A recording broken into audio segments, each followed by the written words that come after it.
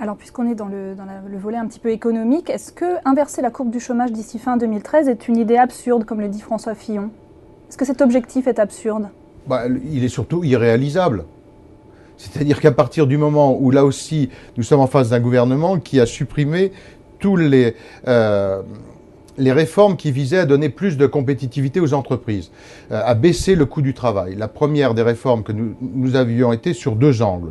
Baisser le coût du travail, donc c'était notamment par le financement de la protection sociale sur une assiette plus large avec la TVA compétitivité, qui permettait d'augmenter la TVA, mais en contrepoint de baisser les charges sur salaire, donc charges salariales, charges patronales, et donc avoir un coût du travail plus bas, ce qui permet à nos entreprises d'être plus compétitives pour gagner des parts de marché, donc créer de l'activité, créer de l'emploi. Et d'autre part, des mesures de pouvoir d'achat qui permettaient de renforcer le pouvoir d'achat pour effectivement doper la croissance avec la défiscalisation des heures supplémentaires.